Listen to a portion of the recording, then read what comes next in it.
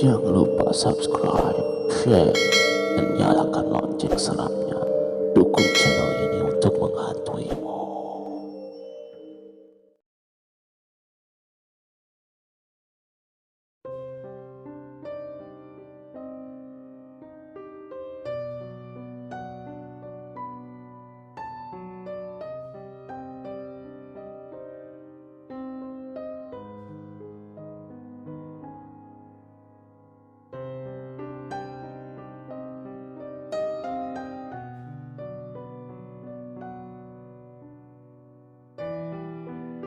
Namaku Derry. Aku terbiasa dipanggil Pak Derry di sekolah karena profesiku sebagai guru. Tahun ini adalah tahun pertamaku menjadi seorang guru. Terkadang aku masih geli dipanggil Bapak karena aku merasa umurku masih muda. Tapi ya mau bagaimana lagi, daripada dipanggil nama saja, pasti murid-muridku akan merasa tidak enak di sekolah memanggil gurunya dengan nama saja. Mau tidak mau, aku harus terbiasa dengan panggilan itu. Aku mengajar di salah satu SMK swasta di kota Bandung, dan sudah hampir setengah tahun aku mengajar di sekolah itu. Bagiku mengajar menjadi pengalaman yang baru, karena sebelumnya aku lebih banyak bekerja di kantoran saja. Pengalaman ini adalah pengalaman pertamaku melihat dan merasakan keberadaan mereka.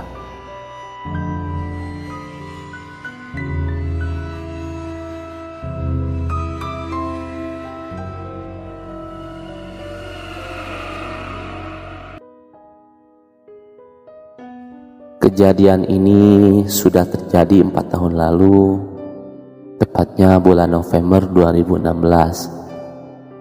Saat itu sekolahku mengadakan kegiatan latihan dasar kepemimpinan siswa yang biasa kita kenal dengan kegiatan LDKS.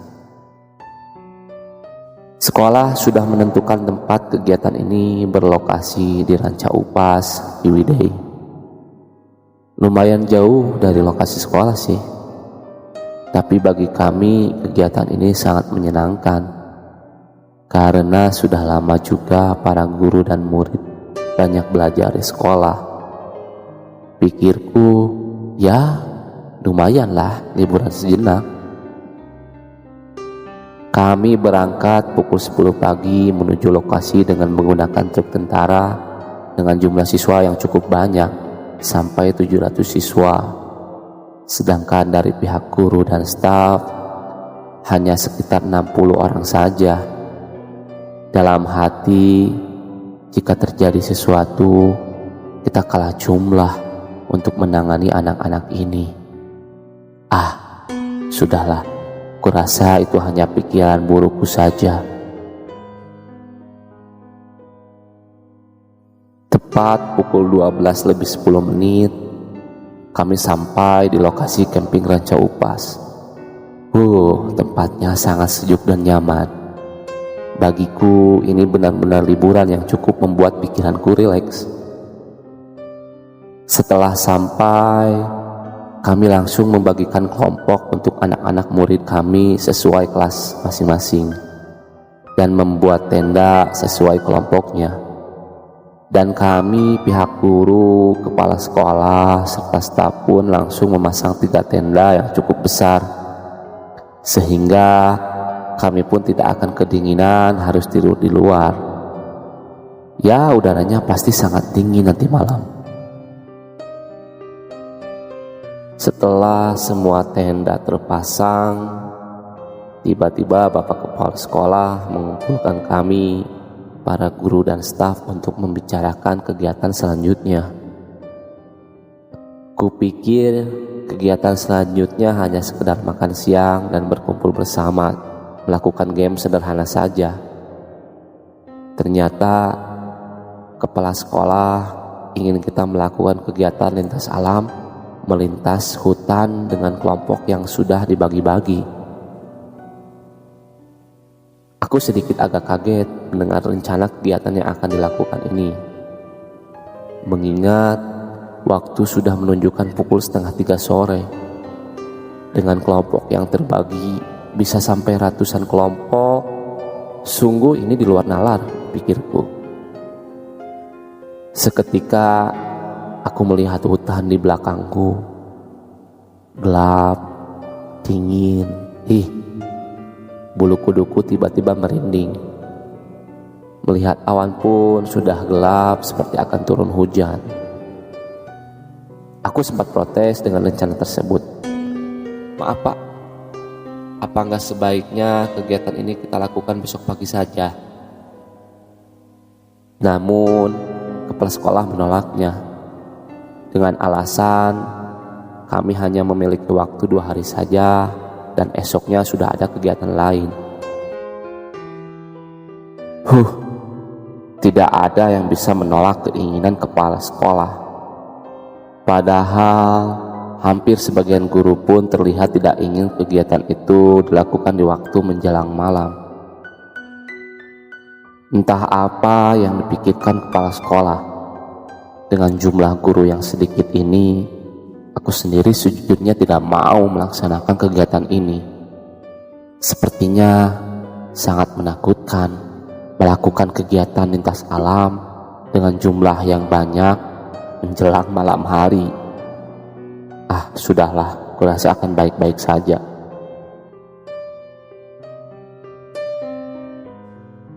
Setengah jam kita membicarakan kegiatan yang akan dilakukan selama petualangan lintas alam ini. Sedangkan staf yang lain mengkoordinasi anak-anak untuk bersiap-siap dengan kelompoknya masing-masing. Kegiatan ini memiliki 8 pos. Masing-masing pos terdiri dari 2 orang guru. Dan sial, aku bersama salah seorang rekan guru namanya Pak Trisno harus standby di pos 5, dan itu tepat sekali di tengah-tengah hutan. Bulu kuduku seketika merinding.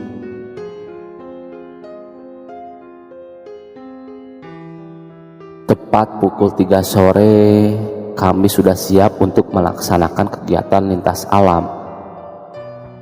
Aku dan rombongan penjaga pos bergegas ke tempat pos masing-masing. Kami berjalan beriringan dan tiba-tiba sampai di pos 1, hujan mulai turun. Kabut pun mulai menebal. Sial, mana pos 5 masih jauh lagi. Di perjalanan menuju pos 5, aku dikagetkan dengan garis polisi yang ada di sekitaran hutan. Ada juga beberapa titik bekas dipakai api unggun oleh orang-orang yang pernah camping di sekitar garis polisi itu. Tepat di dekat pohon pinus, samping garis polisi, aku melihat darah. Ya, bekas darah yang mulai pudar oleh air hujan. Entah itu darah hewan atau manusia, yang pasti membuatku dan Pak Trisno bergidik dan bergegas untuk segera menuju pos 5.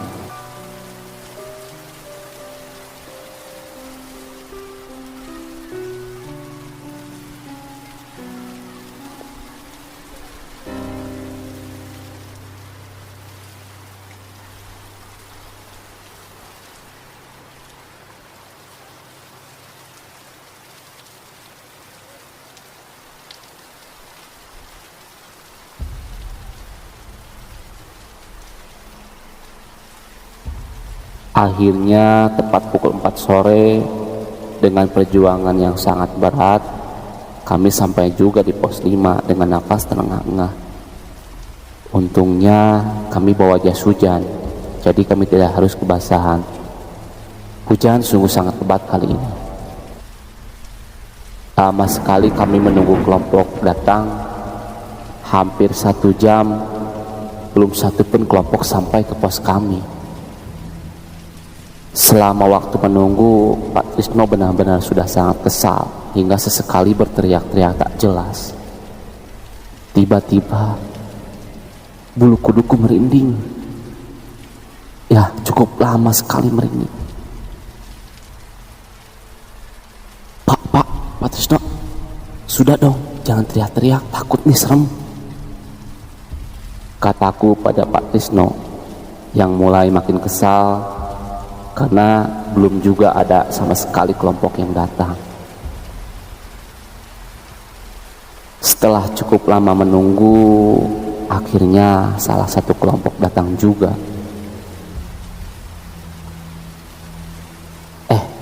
Tidak satu kelompok, ini 2 kelompok. Tidak. Bahkan ini lebih dari 5 kelompok yang datang ke pos 5. Loh, ada apa ya? Tiba-tiba mereka datang rame-rame, tidak sesuai instruksi yang sudah dibicarakan sebelumnya.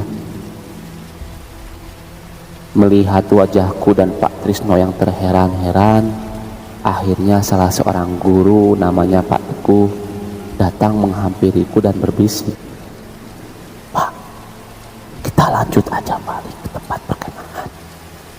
Salah satu murid di belakang ada yang kesurupan."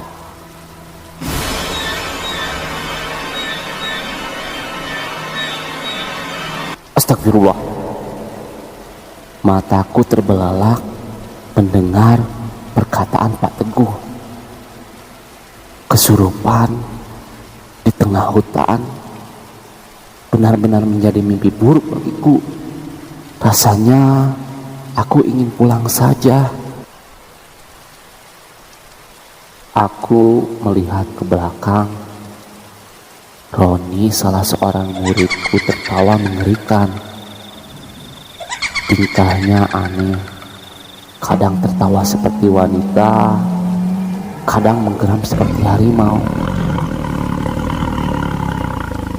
Aku dan Pak Trisno akhirnya memutuskan untuk bergegas turun bersama murid-murid yang lainnya menuju perkemahan melalui pos 6, pos 7, dan pos 8 sambil mengajak rekan-rekan yang lain untuk pulang ke perkemahan. Di perjalanan menuju pulang, tiba-tiba beberapa murid lainnya kesurupan juga. Aku benar-benar panik dan bingung. Aku hanya bisa mencoba untuk tidak terlihat panik dan menenangkan murid-murid lainnya yang menangis, menjerit-jerit karena ketakutan. Beberapa murid yang kesurupan ditahan oleh beberapa guru dan murid laki-laki yang berada di lokasi. Aku dan Pak Trisno mencoba menggiring anak-anak lainnya untuk bergegas turun menuju jalan raya. Tapi lokasi menuju jalan raya benar-benar sangat jauh, hingga kami harus membuat formasi berjalan memanjang seperti kereta api sambil berpegangan tangan agar tidak ada yang terlepas dari rombongan. Keadaan semakin mencekam ketika adzan maghrib di HP-ku berbunyi. Malam mulai menampakkan gelapnya.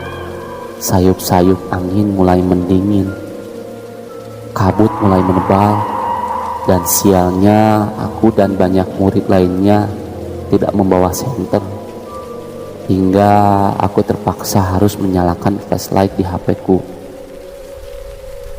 Ya, meskipun keadaan sedikit gerimis, aku harus tetap menjadi sosok yang berani dan kuat di depan murid-murid lainnya, agar mereka juga tegar di tengah keadaan yang menyeramkan seperti sekarang ini. Di tengah perjalanan, aku menyarankan Pak Trisno untuk menyuruh rombongan yang pulang menuju perkemahan bersolawat sepanjang perjalanan, agar pikiran anak-anak tidak kosong. Akhirnya Pak Trisno pun menyuruh seluruh rombongan untuk bersolawat. 700 siswa yang mengikuti kegiatan LDKS ini benar-benar akan sulit dikontrol di tengah-tengah gelap dan kabut dengan jumlah guru dan staf yang terbatas. Aku membayangkan bagaimana kalau di antara mereka ada yang kesurupan dan berlari masuk ke dalam hutan. Ngeri. Semoga semuanya baik-baik saja. Setelah setengah jam kita turun, akhirnya kita menemukan jalan raya. Namun jalan ini sangat gelap dan panjang menuju perkemahan. Sungguh kegiatan ini sangat menyita tenaga dan menakutkan. Rombongan ini benar-benar sangat panjang. Keadaan pun mulai tenang dan beberapa rombongan mulai melepaskan genggaman tangan mereka. Pikirku mereka pegal dan lelah setelah kepanikan yang terjadi tadi di hutan. Di dalam rombongan menuju perkemahan, aku tidak melihat Pak Trisno dan guru lainnya. Aku hanya melihat rombongan muridku saja. Dan aku memutuskan untuk membuat kelompok kecil yang terdiri dari anak laki-laki untuk menempati beberapa titik, agar bila terjadi lagi sesuatu yang tidak diinginkan, ada yang bisa membuat laporan kepadaku. Di perjalanan menuju perkemahan, hujan semakin lebat. Aku melihat anak-anak mulai kedinginan, dan ada sebagian yang tidak pakai jas hujan. Ada beberapa yang sudah mulai lemas. Mendadak perjalanan terasa sangat jauh. Jangankan anak perempuan, aku saja sudah capek dan lemas. Dan benar saja, di tengah keadaan yang sangat lelah, tiba-tiba ada beberapa anak yang kesurupan. Semua kembali menjadi panik. Jujur saja, aku tidak bisa menangani orang yang sedang kesurupan. Lalu beberapa murid laki-laki membantuku menahan anak-anak yang kesurupan sambil membaca doa-doa yang kami hafal. Kami gotong beberapa orang yang kesurupan untuk menuju perkemahan dengan tenaga yang tersisa. Di tengah tenaga kami yang mulai melemah, tiba-tiba ada mobil pick up yang menghampiri kami dan menawarkan bantuan. Kami pun bergegas mengangkat beberapa orang yang kesurupan untuk dinaikkan ke mobil pick up tersebut. Malam ini aku benar-benar seperti melihat sekumpulan zombie.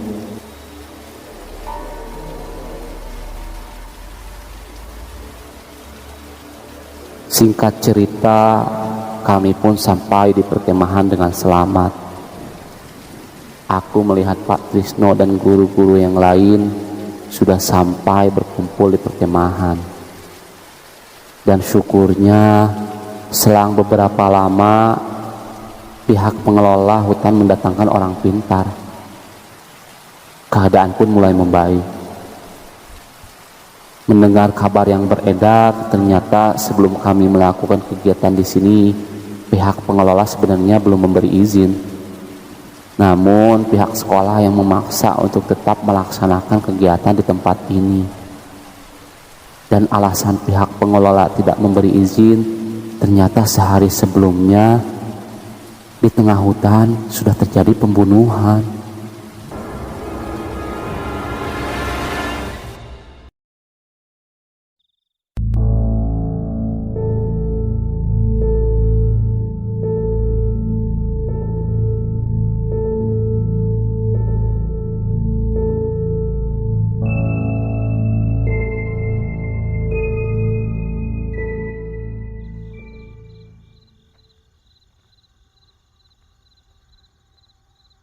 Malam semakin sepi ketika murid-murid mulai memasuki tenda masing-masing. Beberapa guru ada yang masih bercengkerama sambil menyeduh kopi untuk menghangatkan suasana. Aku dan Pak Trisno lebih memilih untuk berkeliling tenda anak-anak untuk memastikan mereka sudah masuk tenda dan mengawasi mereka, takutnya ada yang membawa minuman keras atau dikhawatirkan ada murid laki-laki yang nekat masuk tenda perempuan.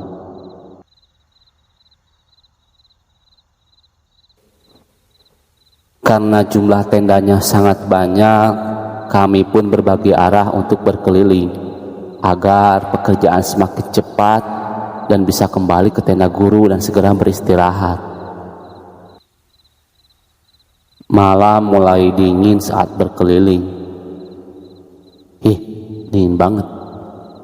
Kuarahkan senterku mengelilingi masing-masing tenda dan kulihat semua sudah masuk dan sudah tertidur. Ya, amanlah. Dari arah belakang tenda Putri, di samping sebuah pohon pinus yang cukup besar, aku mendengar suara seperti ada orang sedang berjalan di semak-semak.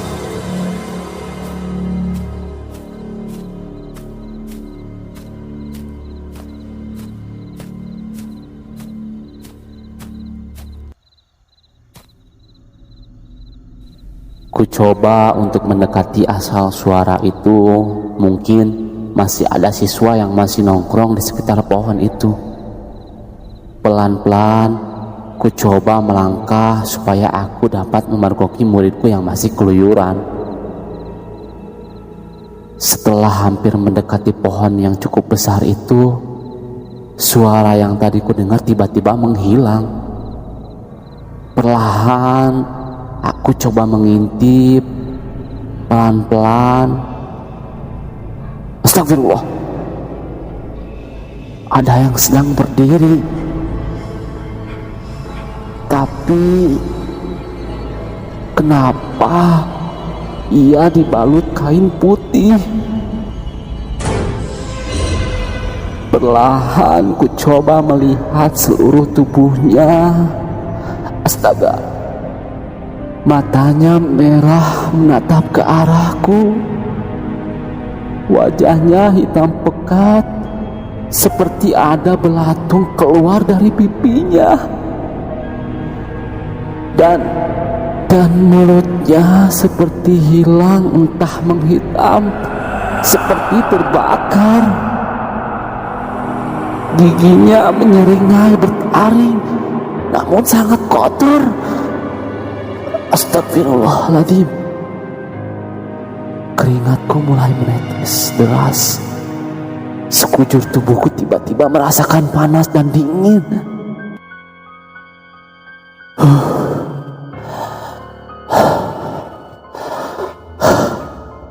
Napasku mulai terengah-engah. Jantungku berdetak hebat. Rasanya ingin sekali berlari, tapi tubuhku seperti kaku, tak dapat digerakkan. Ya, sosok pocong yang kulihat. Aku sangat ketakutan. Mulutnya hanya menggeram, seperti sedang marah melihatku. Ingin rasanya menjerit, namun suaraku seperti tertahan. Tiba-tiba sosok itu mulai mendekatiku. Semakin dekat sosoknya semakin menyeramkan. Ku coba membaca ayat-ayat Al-Quran yang ku hafal, tapi tiba-tiba pikiranku blank, tidak mengingat apa yang mesti ku baca. Semakin dekat, sosok itu semakin mengeluarkan aroma busuk tidak sedap. Sangat menakutkan. Aku mencoba menjerit lagi untuk meminta tolong, namun tetap saja suaraku tak keluar. Namun di tengah kepanikan itu, tanganku yang sedang memegang senter bisa digerakkan. Ku coba mengarahkan cahaya senter ke arah belakang tempat para guru-guru sedang berkumpul. Entah apa yang terjadi setelah itu, aku mulai tersadarkan diri. Sadar-sadar tubuhku sudah ada di dalam tenda guru. Sudah banyak guru yang mengelilingiku untuk menyadarkanku. Aku masih ketakutan terbayang sosok pocong yang tadi kulihat dengan mata kepalaku sendiri. Wajahnya yang hitam dan giginya yang menyeringai, masih terbayang mengerikan.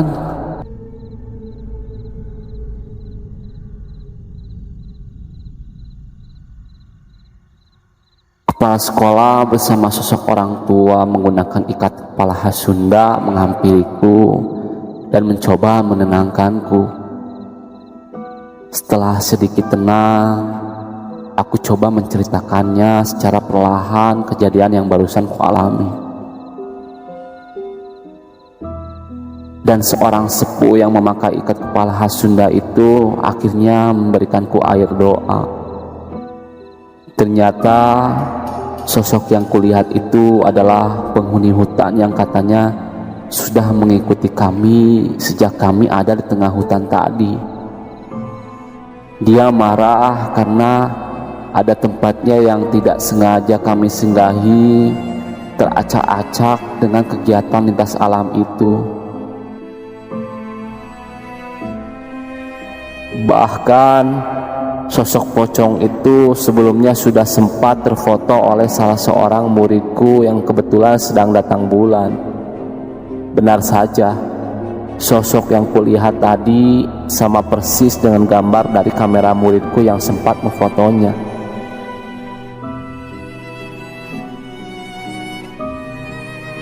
Dengan berbagai kejadian yang dialami selama kami di Ranca Upas, keesokan harinya akhirnya kepala sekolah mengakhiri acara kegiatan LDKS itu.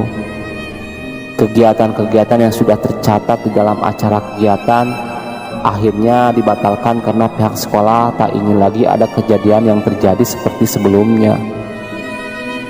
Pagi-pagi sekali akhirnya kami bergegas meninggalkan perkemahan Ranca Upas dengan segudang cerita misteri yang terjadi.